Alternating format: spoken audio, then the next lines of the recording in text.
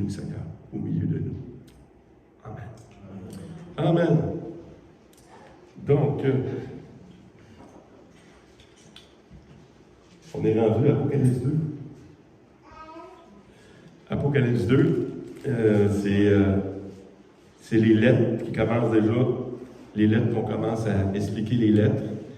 Et puis ces lettres-là sont pour le temps présent.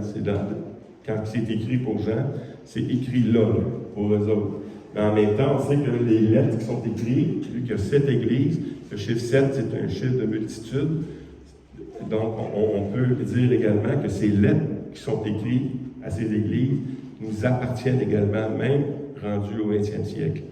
Comme on le sait, on va l'étudier tantôt. Mais aujourd'hui, on va voir celle d'Éphèse. La première lettre que Jean écrit à l'ange d'Éphèse. Et puis, Éphèse, c'est une des villes qu'on connaît le plus dans la Bible. Dans les 7 églises, c'est celle qu'on connaît le plus. Pourquoi? Parce qu'elle a beaucoup été visitée par beaucoup d'hommes, de Dieu, par des prophètes, des bons prophètes, des moins bons prophètes, mais elle a eu son lot de visitations. Et puis, on va voir un peu, avant d'aller dans la lettre, on va expliquer un peu l'historique d'Éphèse. Oui? Apocalypse 5, c'est 2. Pardon? Apocalypse 5, c'est 2. Non, c'est la 5e étude. C'est la 5e étude. Ouais. Et puis, Éphèse, on sait qu'Éphèse est bâtie sur le bord de la mer. Puis elle-même, c'est la ville d'Éphèse qui est habitée par des temples. Toutes sortes de temples, mais un temple plus populaire que les autres, le temple de Diane.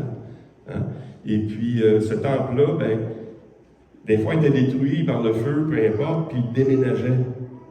Quand il déménageait le temple, toute la ville déménageait. Pourquoi? Parce que c'est le centre. Le temple devenait également le centre financier. C'est là qu'on gardait les argents, c'est là qu'on gardait toutes les choses. Puis,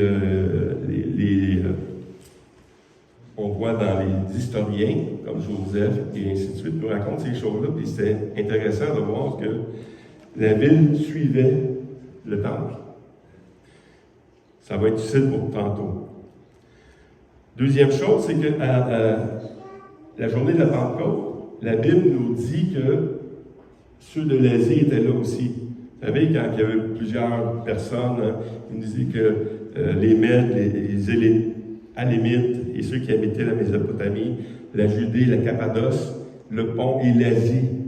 Donc, selon Joseph également, et selon la Bible, les gens de l'Asie, ils étaient là, à Jérusalem, les Juifs, le jour de la Pentecôte. Donc, ils ont vu des choses qu'ils n'ont jamais vues.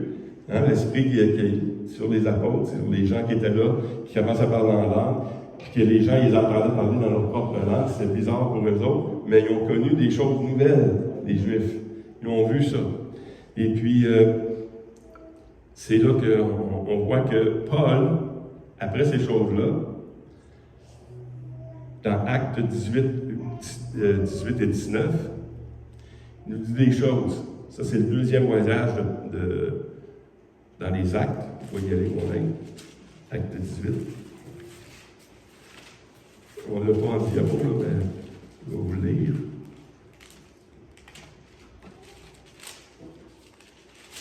Acte 18 et 19. Paul resta encore assez longtemps à Corinthe. C'est dans son deuxième voyage missionnaire, il revient. Encore assez longtemps à Corinthe. Ensuite, il prit congé des frères et s'embarqua pour la Syrie avec Priscille et Aquilas. Après s'être rasé la tête, à Chancré, car il avait fait un vœu. Ils arrivèrent à Éphèse. Et Paul, il laissa ses compagnons. Ses compagnons, c'est qui? Priscille et Aquilas. Et quand on voit ça, on voit que Paul, dans son premier voyage, il n'est pas resté longtemps. Il a prêché, il y en a Priscille et Aquilas là-bas, puis il a commencé lui-même à aller au temple, puis aller prêcher à ceux qui étaient dans le temple. Et les Juifs qui étaient dans la synagogue, ils demandaient, on aimerait ça d'entendre plus, mais Paul, il fallait qu'il aille à Corinthe, pas à Corinthe, à Jérusalem. Donc, il dit, je ne peux pas rester, mais Priscille d'Aquilas, ils ont resté là, puis ils ont enseigné. Puis c'est des gens assez importants dans l'Église d'Éphèse, Priscille d'Aquilas, parce que c'est eux qui ont pris charge de l'Église, c'est eux qui ont pris charge d'enseigner également. Puis on le voit un petit peu plus loin, avant même le 3e voyage de Paul, il y a un homme nommé Apollos, qui est venu juste avant Paul, il est venu rejoindre Priscille d'Aquilas. Mais Apollos, vous savez d'où ce qu'il vient, lui? On le voit dans 1 Corinthiens, quand il dit vous êtes rendus des enfants parce que vous avez des querelles. Il y en a un qui dit moi je suis de Paul, l'autre d'un autre, puis l'autre d'un autre, puis d'autres d'Apollos. Et cet Apollos, c'est lui. Mais Apollos, ce qui arrivait avec Apollos, même s'il était instruit dans les Écritures, puis il essayait de convaincre les Juifs avec la parole de Dieu, il n'avait pas encore reçu, le témoignage de la Bible dit qu'il n'avait pas encore reçu le Saint-Esprit. Donc, oui, il enseignait. Priscille d'Aquilas le priait avec lui, puis il enseignait plus étroitement les choses du Seigneur. Et tout de suite après, tu vois Paul qui arrive. Puis là, ben, c'est là qu'on commence vraiment notre histoire dans les Actes, qui nous dit quelle sorte de ville que c'était ça, Éphèse. Éphèse, premièrement, il dit ensuite Paul entrait dans la synagogue, il était déjà rentré dans la première, il vient ensuite entrer dans la synagogue où il parlait librement pendant 3 mois. Déjà, il était dans la synagogue, puis qui est dans la synagogue? C'est les Juifs. Fait qu'il est allé premièrement vers les Juifs. Puis ensuite, on voit qu'il discourut sur ces choses qui concernent le royaume de Dieu, s'efforçant de persuader ceux qui l'écoutaient. Donc, on voit que quand même, il était reçu, il s'en allait bien. Donc, il y avait des Juifs qui étaient là. Ces Juifs-là, ils avaient déjà entendu parler de ça quand ils sont allés à Jérusalem. Verset 9 à 10, mais quelques-uns se restaient endurcis et incrédules, décrivant devant la multitude la voix du Seigneur. Il se retira d'eux, sépara les disciples et enseigna chaque jour dans l'école d'un nommé Tyrannus. Cela dura 2 ans, de sorte que tous ceux qui habitaient l'Asie, juifs et grecs, entendirent la parole du Seigneur. Donc, non seulement il enseignait dans une école pendant 2 années, mais toute l'Asie, l'Asie c'est quand même assez grand, là, où ce que les églises que Jean parle, on voit que tous ces gens-là, ils ont entendu parler du Seigneur. 11 et 12. Et Dieu faisait des miracles extraordinaires par la main de Paul, au point qu'on appliquait sur les malades des linges et des mouchoirs qui avaient touché son corps. Et les malades et les maladies les quittaient et les esprits malins sortaient. Non seulement la parole était prêchée avec puissance pendant longtemps, mais le Seigneur, comme il a promis dans un évangile, il dit je vais confirmer vos paroles par des signes, des miracles, des prodiges. Et puis c'est là qu'on voit que l'Église d'Éphèse entendait non seulement la parole de Dieu, mais il voyait la puissance de Dieu qui avait fait cette promesse-là, que les signes, les miracles, les prodiges étaient pour accompagner ces choses-là.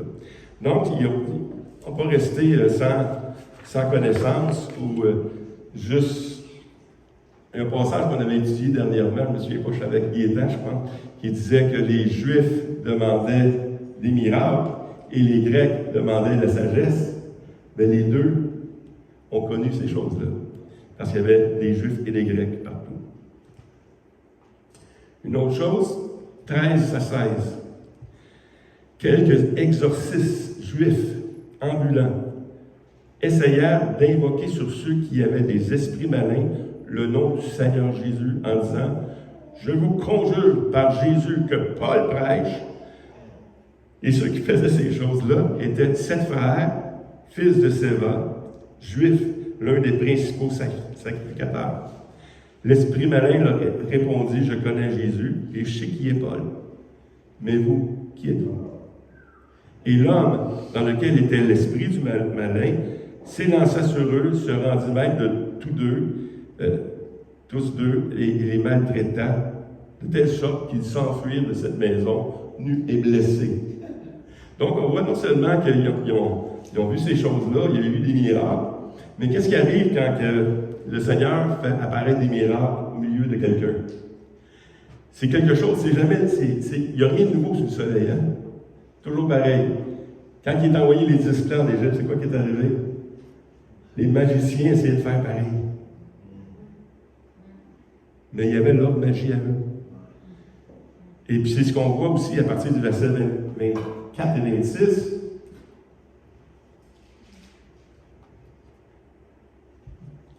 Excusez, l'autre avant. Cela fut connu de tous les Juifs, de tous les Grecs qui demeuraient à Éphèse. Et la crainte s'empara de tous. Et le nom du Seigneur Jésus était glorifié. Plusieurs de ceux qui avaient cru venaient confesser et déclarer ce qu'ils avaient fait. Et un certain nombre de ceux qui avaient exercé des arts, mais la magie, ayant apporté leurs livres, les brûlèrent devant le monde et en estimant la valeur à 50 000 pièces d'argent. C'est ainsi que la parole du Seigneur croissait en puissance et en force. Donc, non seulement il y avait des Juifs qui essayaient d'invoquer le nom du Seigneur sur les autres, mais il y avait à Éphèse des gens qui pratiquaient la magie, qui pratiquaient des sciences occultes et ces choses-là, à tel point que ceux qui se convertissent amènent les livres puis les brûlent. Donc, on voit encore une image d'Éphèse ça ressemble à quoi ça? Éphèse est une métropole, 200 000 habitants environ, l'estimation. Dans la métropole, tu as les Juifs qui ont le temple, et tu as les Grecs qui ont d'autres choses, et il y a encore plus que ça. Tu as ceux qui peuvent, qui font la magie. 24 à 26. Un nommé Démétrius, orfèvre, fabriquant en argent des temples de Diane. Il procura à ses ouvriers un gain considérable. Il les rassemblait avec ceux du même métier et il dit « Ô homme, vous savez que notre bien-être dépend de cette industrie.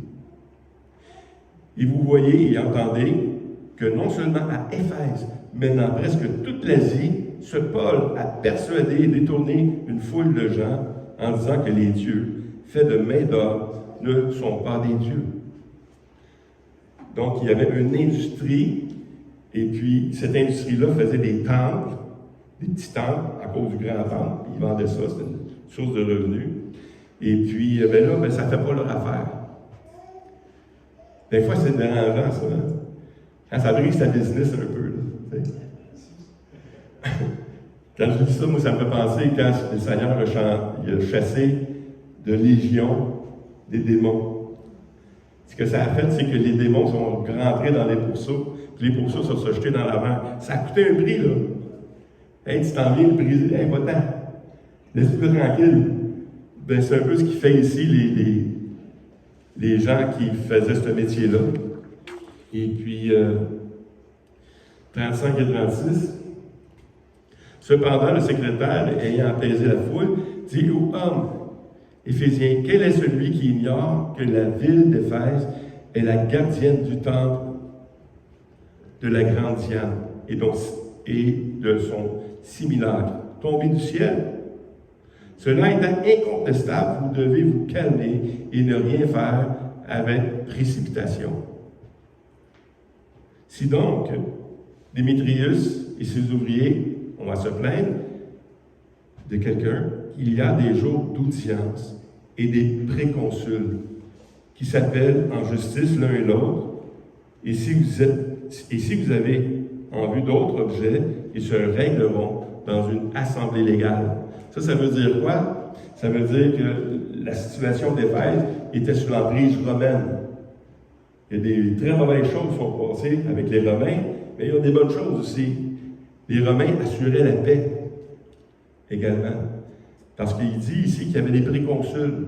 Il y avait des préconsuls, c'est un lieu où les Romains jugeaient, emmenaient des choses, et puis on pouvait aller devant eux pour juger. Ils n'étaient pas laissés à eux-mêmes, tu ne pouvais pas te faire justice à toi-même. Donc, à Éphèse, c'est tout le contexte historique qui est là. Et on voit qu'il y avait l'Assemblée légale. C'était les petites créances, c'est ça? Il y avait les créances. Les créances, c'était plus au temple. Les petites créances.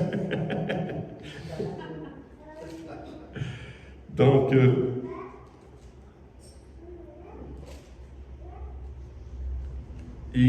on voit aussi que Paul, il enseignait encore. Puis quand il est parti, il est allé ailleurs, il est revenu. Et là, c'est là qu'il n'est pas allé de nouveau à Éphèse, mais pas loin. Il a fait chercher ceux qui étaient à Éphèse, les anciens. Les anciens de l'Église, dans Acte 20, 17. Cependant, à Milet, Paul envoyait chercher à Éphèse les anciens de l'Église. Fait que là, on voit que l'Église, déjà, même si Paul n'est pas là, l'Église est organisée dans un système d'anciens dans l'Église. C'est intéressant aussi de voir ça. Verset 28, prenez donc garde à vous-même et à tout le troupeau sur lequel le Saint-Esprit vous a établi évêque, pour paître l'Église du Seigneur, qui s'est acquis par son propre sang. Je sais qu'il s'introduira parmi vous, après mon départ, des loups cruels qui n'épargneront pas le troupeau. Des loups cruels. Une prophétie de Paul. Verset 30. Et qui s'élèvera au milieu de vous des hommes qui enseigneront des choses pernicieuses pour entraîner les disciples après eux. Veillez donc, souvenant que durant 3 années, je n'ai cessé nuit et jour d'exhorter avec l'âme chacun de vous.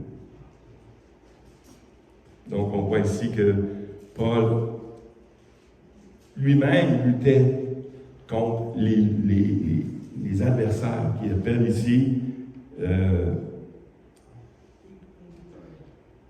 des loups cruels. Dans 1 Corinthiens 15, 32, il nous dit quelque chose d'intéressant aussi, parce qu'il parle de cette situation-là. Si c'est dans cette vue humaine, je ne sais pas si je l'ai ici, oui, si c'est dans cette vue humaine que j'ai combattu contre les bêtes à Éphèse. Hein? La Bible du Sauveur, on dit les fauves, mais on voit vraiment que, pour coller le texte, je ne pense pas que Paul, vu qu'il était romain, il était jeté aux fauves, là, comme d'autres apôtres qui ont été. Mais on voit ici qu'il luttait quand même contre des bêtes, puis ces bêtes-là, je crois que c'est tous ceux, les loups cruels, qui n'épargneront pas le troupeau, c'est ceux qui voulaient détruire l'œuvre du Seigneur à Éphèse.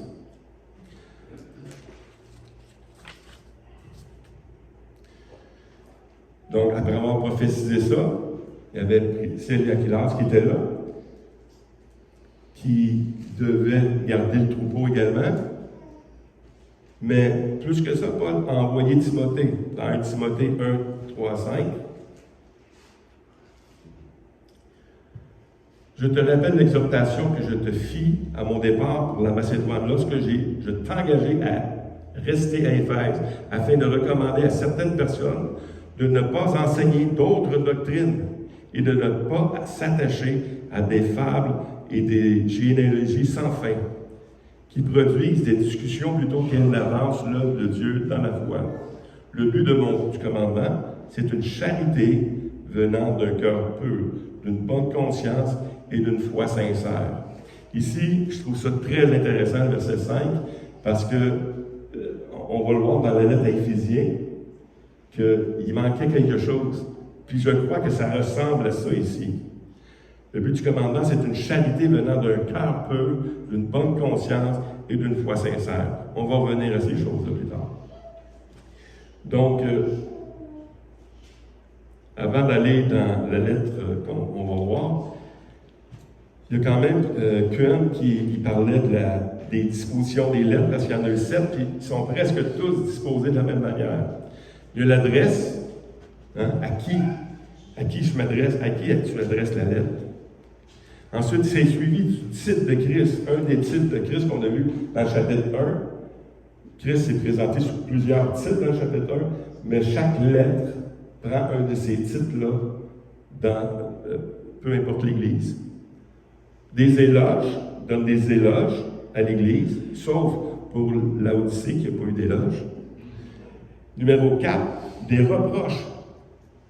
Faites des reproches à l'Église, sauf pour Smyrne et Philadelphie. Ensuite, il y a l'exhortation ou un avertissement. Ensuite, un appel à celui qui a des oreilles. Et dernièrement, une promesse au vainqueur. Donc, non seulement je ne fais pas juste des reproches, mais celui qui va vaincre, il va avoir une récompense. C'est intéressant de voir la structure, parce que la structure, on voit que dans le premier et le dernier des églises, des lettres, ils sont mis au courant d'un danger. Ils vivaient des choses spéciales.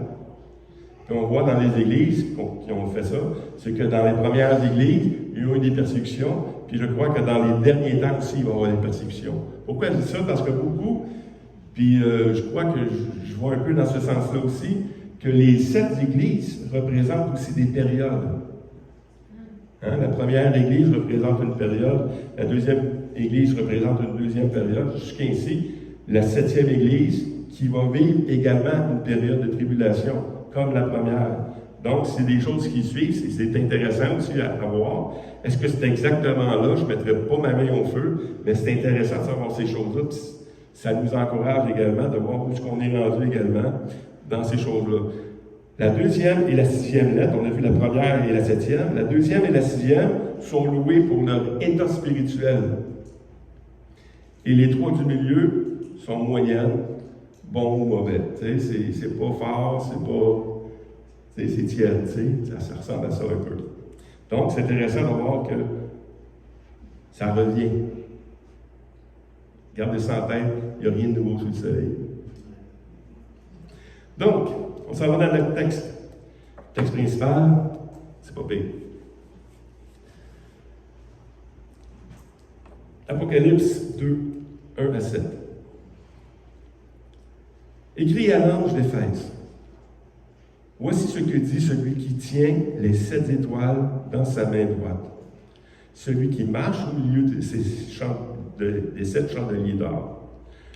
Je connais tes œuvres, ton travail et ta persévérance. Je sais que tu ne peux supporter les méchants et que tu as éprouvé ceux qui se disent apôtres et qui ne le sont pas. Et que tu les as trouvés menteurs. Que tu as de la persévérance, que tu as souffert à cause de mon nom et que tu ne t'es point lassé. Mais ce que j'ai contre toi, c'est que tu as abandonné ton premier amour. Souviens-toi donc d'où tu es tombé. Repens-toi et pratique tes premières œuvres. Sinon, je viendrai à toi et j'ôterai ton chandelier de sa place, à moins que tu te repentes. Tu as pourtant ceci, c'est que tu es les œuvres de Nicolaïte, œuvres que je hais aussi. Que celui qui a des oreilles entende ce que l'Esprit dit aux églises. À celui qui vaincra, je donnerai à manger de l'arbre de vie qui est dans le paradis de Dieu. Donc, c'est un texte pas tellement long, mais qui en dit vraiment beaucoup. On va commencer par le verset 1. Écrit à l'ange d'Éphèse, voici ce que dit celui qui tient les 7 étoiles, et dans sa main droite, celui qui marche au milieu des 700 chandeliers d'or. Donc ici, on voit vraiment que l'Église, comme l'apôtre Jean il a écrit à l'ange, voici celui qui tient les 7 étoiles dans sa main droite. Ça, c'est des paroles qui étaient dans le chapitre 1. On voit Jésus qui se définit comme ça. Mais ici, une chose qui est différente, celui qui marche au milieu des 7 chandeliers d'or, dans le chapitre 1, 13, il ne dit pas ça. Il dit, j'ai vu quelqu'un qui ressemble à un fils d'homme. Donc, je lis 7 chandeliers d'or, et au milieu des 7 chandeliers, un homme qui ressemblait à un fils d'homme. Une petite différence. La différence, c'est que dans la lettre à Éphésiens, c'est qu'il marche. Dans l'autre, il est juste présent. Mais à Éphésiens, il dit « je marche ». Je suis là. Puis c'est un détail important pour la suite de la lettre. Verset 2. Je connais tes œuvres, ton travail et ta persévérance. Déjà, juste de dire que je connais ton œuvre et ton travail, c'est déjà mieux qu'entendre « je ne vous ai jamais connu ». Hein? C'est déjà très, très bon. Parce qu'on voit ça dans d'autres lettres, que des gens qui faisaient des miracles, qui faisaient des œuvres, qui faisaient des choses, puis le Seigneur lui a dit « Hey, je ne vous ai jamais connu ». Puis là, ici, il dit à Éphèse, il dit « Je connais tes œuvres, ton travail et ta persévérance ».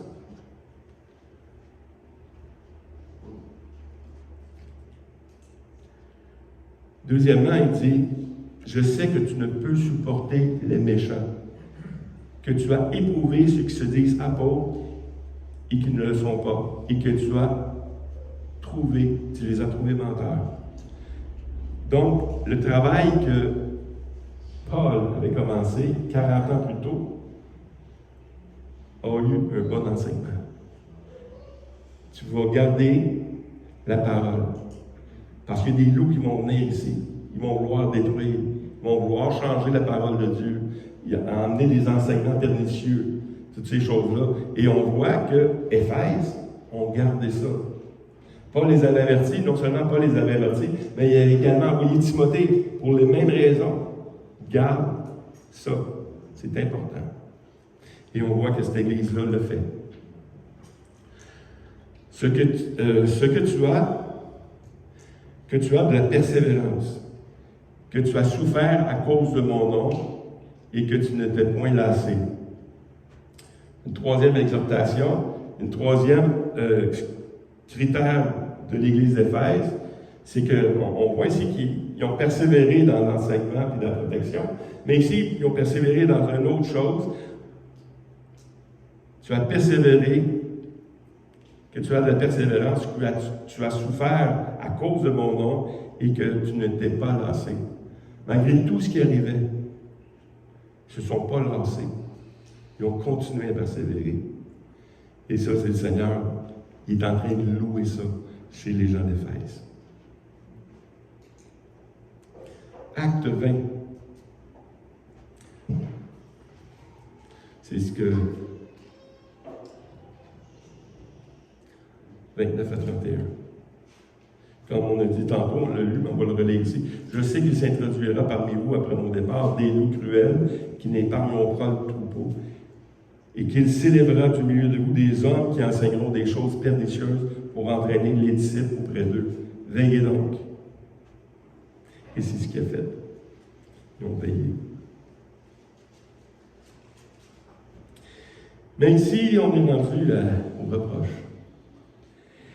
Mais ce que j'ai contre toi, c'est que tu as abandonné ton premier amour. Ça a fait couler beaucoup d'encre. Qu'est-ce qui était le premier amour? Guy nous avait dit que c'était l'amour que Dieu a manifesté envers nous. Oui. Il y a d'autres réponses? Qu'est-ce qui est son premier amour? La foi. On le voit un peu dans l'autre verset après, qui répond un peu à ça. Souviens-toi donc d'où tu es tombé. Repens-toi et pratique tes premières œuvres. L'amour qui avait abandonné faisait partie des premières œuvres de l'Église. Dans l'Église, là, c'est moi qui parle. C'est mon interprétation. En fait, prenez pas ça pour...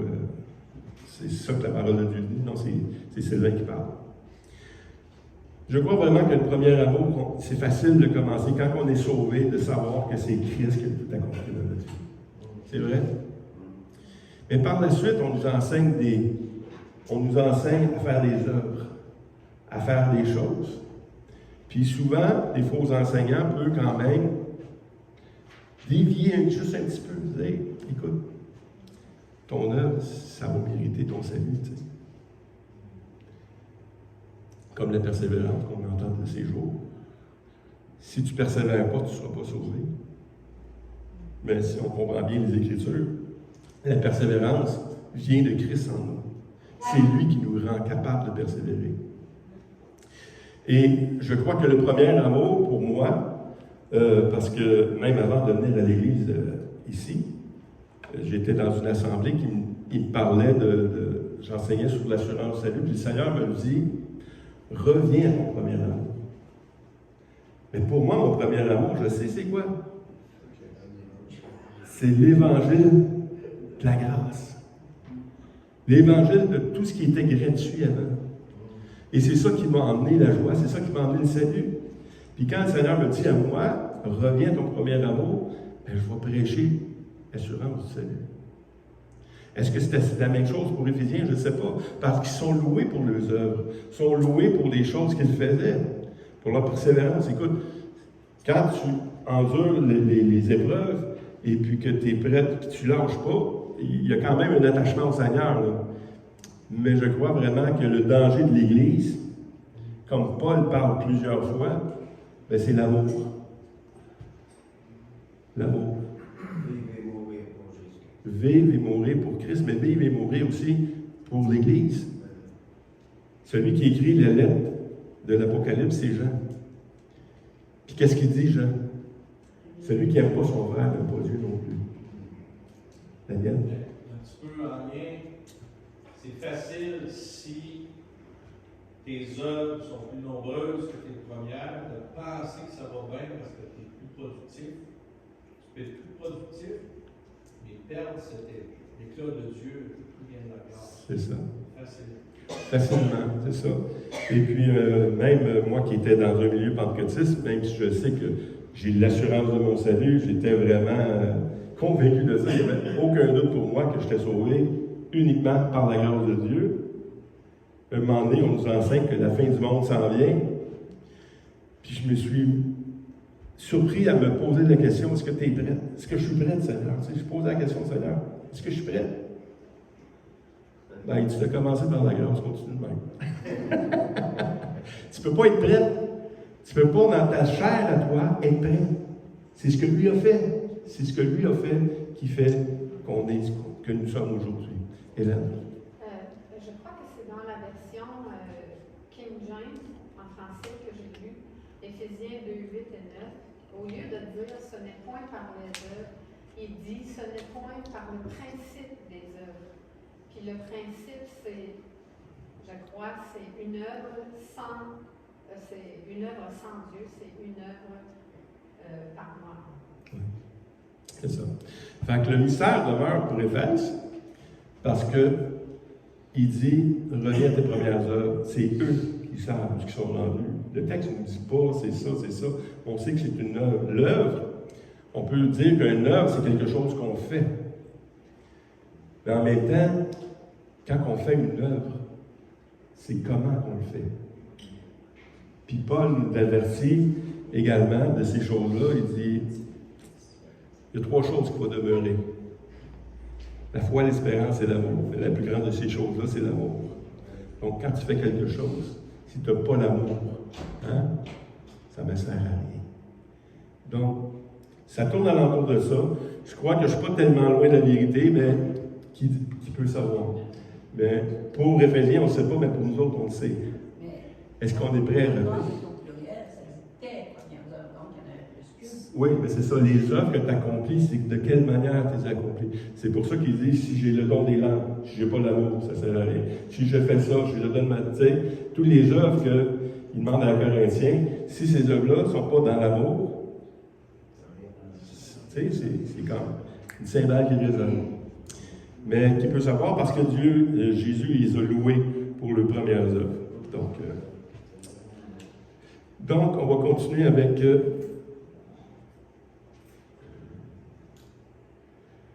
Souviens-toi donc d'où tu es tombé, repens-toi et pratique tes premières œuvres. Sinon, je viendrai à toi et j'ôterai ton chandelier de sa place, à moins que tu ne te repentes. Le chandelier, c'est quoi? Pas tout le monde ensemble. L'Église. L'Église. Le chandelier, c'est l'Église. Il dit, oui? C'était connu le Seigneur, l'église des frères chrétiens à Drummondville, ça existe. J'ai connu cette église-là, j'ai vu à quel point il y a eu des scandales de tout ça. Puis le Seigneur il a enlevé. Il a enlevé l'église de là. Hein? C'est ça. C'est juste que l'église, si tu ne tiens pas ta position, si tu ne fais pas ce que tu dois être en train de faire, si tu ne repars pas dans cette condition ici, c'est que je vais déplacer l'église. Je vais l'enlever de là. Et puis, Éphèse, ce n'est pas des choses nouvelles. Ils ont déménagé plusieurs fois déjà, à cause des courants marins, à cause de la mer, à cause du temple. Donc, ils savent c'est quoi déménager. Fait que je vais l'enlever de là. À moins que tu te ne repentes. Oui, mais l'enlever, là, c'est la déplacer. La déplacer ici, de sa place. J'ôterai ton chandelier de sa place. C'est pas enlever, déplacer. C'est bien de préciser parce que pour beaucoup de gens, ils pensent que de le retirer, c'est de le jeter au feu. Toujours. Ouais. Mais c'est de l'enlever. C'est ça. C'est vrai que son témoignage et tout ce qui était là, c'est Il va le donner à quelqu'un d'autre. Oui, il est donné à quelqu'un d'autre. C'est ça. Quand les Juifs, qu'est-ce qui est arrivé? Les Juifs n'ont pas gardé leur témoignage de prêcher le Christ, le retour, le royaume, ces choses-là. Bien, ça a été donné à quelqu'un d'autre. Oui. Eux, ceux qui étaient là, ils ne se sont pas repentis. Ils ont eu de la condamnation, ils ont eu le châtiment, ils ont été privés du Christ. Mais ceux qui se sont repentis, ils ont suivi avec le chandelier. Oui. Je ne veux pas allonger, mais je voudrais juste. À l'église de Drummondville, l'église des frères chrétiens n'a pas été déplacée, elle a été enlevée. Bien, ça se peut aussi s'il n'y a personne qui ne se repent. C'est ça. C'est ça. Tous ceux qui étaient là, mais ceux qui se sont repentis dans l'église, c'est ça qu'on va voir dans les prochaines choses ici, parce qu'il y a des gens qui se repentent. Mais c'est pas juste le pasteur. Le pasteur, il est quand même qui se repent. Si les gens dans l'église ne se repentent pas, ça ne marche pas. Ça ne suit pas. C'est ça. Oui, mais j'ai déplacé le chandelier, à moins que tu ne te repentes. Oui. Fait que s'il ne se repent pas, il est enlevé. Mais qui se repent? C'est ça qu'on va voir plus loin. Verset 6, on va aller au verset 6, puis on va continuer. Je ne sais pas quelle heure qui est ici. Il est déjà tard, mais on a le temps, c'est bon. Verset 6, je l'ai-tu ici?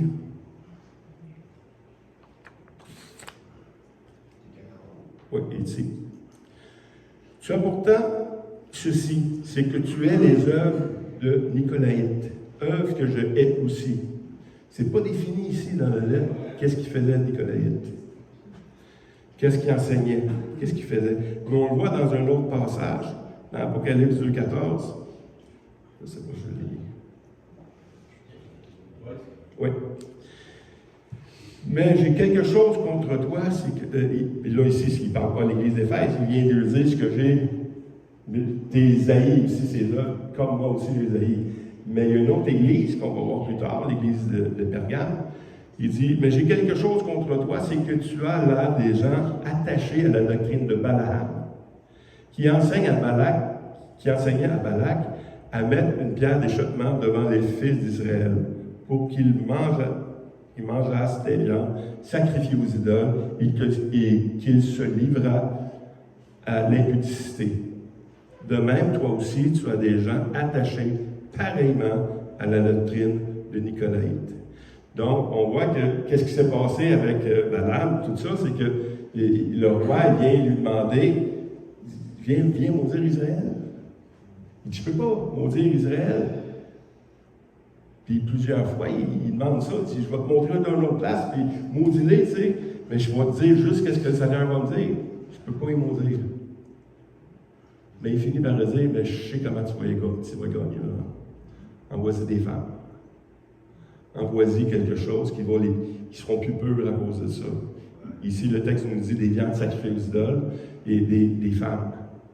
Donc, Nicolaïte, c'est, je crois, si je fais 1 plus 1, toi aussi, tu as des gens de même attachés pareillement aux doctrines de Nicolaïte. C'est qu'il y a des doctrines de même, puis il y a des enseignements qui étaient là et qui pouvaient te te permettre d'avoir une vie moins réglée dans l'Église. Donc, c'est pas grave. Nous autres, de toute façon, on est à Éphèse. Le temple d'Éphèse, c'est quelque chose qui est grand, mais en même temps, c'est quelque chose qui est...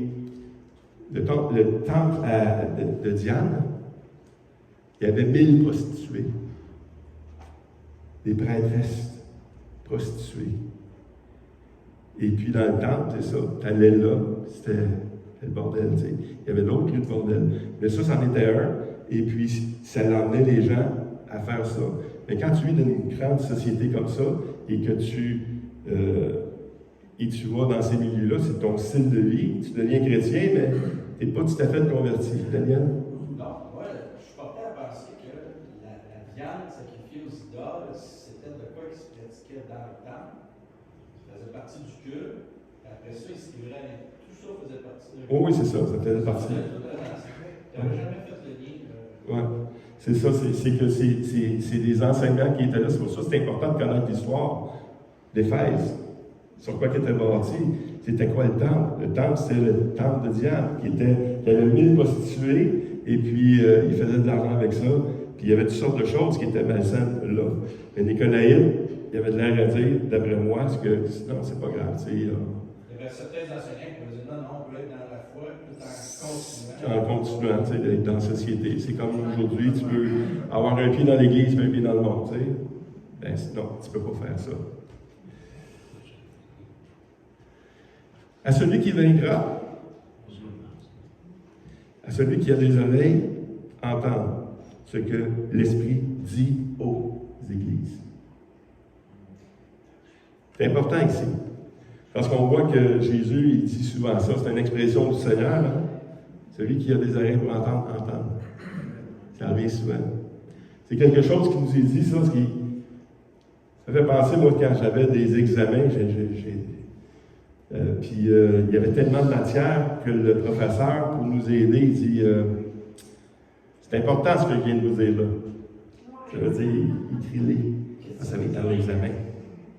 Mais le Seigneur, c'est un peu ce qu'il dit ici. En tout cas, c'est ce qui me semble. C'est que celui qui a des oreilles entend. C'est important. Celui qui a des oreilles entend ce que l'Esprit dit aux églises. Aux églises. Parce que qu'est-ce qui est arrivé avec dans Apocalypse 1:10, je ne sais pas, je l'ai mis ici. Non. Mais dans Apocalypse 1:10, il dit, je fis rêver en esprit au jour du Seigneur, et j'entendis derrière moi une voix forte, comme le son d'une trompette, qui disait, ce que tu vois, écris-le dans un livre, et envoie-le aux églises. Donc, tous les lettres qui sont écrites dans l'Apocalypse sont envoyées aux églises, dans un livre. Donc, Éphèse n'a pas eu seulement la lettre d'Éphèse. Il y a eu également tout le livre. Et c'est important ici. C'est pour ça qu'il dit, celui qui a des oreilles à entendre ce que l'Esprit dit aux églises. Pourquoi c'est important aussi? Parce que c'est pas seulement le pasteur qui a reçu la lettre, qui a entendu la chose, ou qui dit les choses, qui va être jugé. Nous sommes tous responsables devant le Seigneur pour les choses. C'est pour ça que c'est important.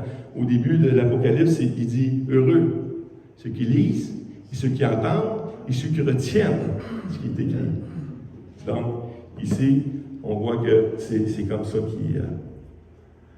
Et celui qui a des oreilles à entendre, à celui qui vaincra, je donnerai à manger de l'arbre de vie qui est dans le paradis de Dieu. Ça, c'est la récompense. Ce qui était au début, l'arbre de vie qui était dans le jardin, on le retrouve dans l'Apocalypse 22:2, dans le paradis. Il va y avoir cet arbre de vie-là. Donc, c'est la récompense de ceux qui ont persévéré, de ceux qui ont entendu, de ceux qui ont été sages, de faire attention à ces choses-là. Le premier avertissement, c'est que c'est quand on lit ces choses-là, c'est comme si, on est sauvé par la grâce, par les œuvres, finalement. Hein? Celui qui va faire les œuvres, celui qui vaincra, on est sauvé par la grâce. Celui qui va faire les œuvres, c'est celui qui va vaincre. C'est celui qui va vaincre, mais celui qui va vaincre ne peut vaincre sans le Seigneur. Impossible. Il y a une expression, c'est on est sauvé par la foi seule, sans les œuvres, mais la foi ne vient jamais seule. Exactement. La foi ne vient jamais sans les œuvres. Donc, c'était notre lettre aux Éphésiens.